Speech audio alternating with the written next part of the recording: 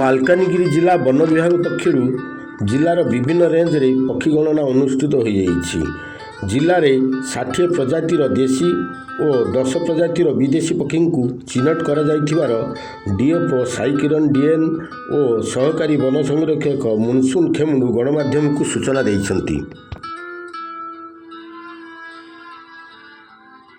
ମାଲକାନଗିରି ଜିଲ୍ଲାର ସତୀଗୁଡ଼ା, ଚିତ୍ରକୋଣ୍ଡା ବାଲିମେଳା ଜଳଭଣ୍ଡାର ସହିତ ସିଲୋରୁ, ସାବେରୀ, ସପ୍ତଧାରା, ପାଙ୍ଗାମ, ତମସା ଆଦି ନଦୀ ଓ ଜଳପ୍ରପାତଗୁଡ଼ିକରେ ପକ୍ଷୀ ଗଣନା ହୋଇଛି।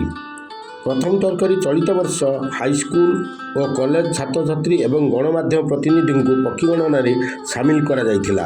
ଜିଲ୍ଲାର 9ଟି ସ୍ଥାନରେ 24 ଟିମ୍ ଦ୍ୱାରା ଏହି ପକ୍ଷୀ ଗଣନା କରାଯାଇଥିଲା। ଜିଲ୍ଲାରେ ଆମର 24ଟା ଟିମ୍ ଡିପ୍ଲୟ ହେଇଛନ୍ତି ଆଉ 9ଟା ଲୋକେସନରେ ଆମେ ଆମର ବର୍ଡ ସେନ୍ସସ୍ କରୁଛୁ ଆଉ ଆରାଉଣ୍ଡ ଆମର 60 ସ୍ପିସିଜ୍ ରେକର୍ଡ ହେଇଛି।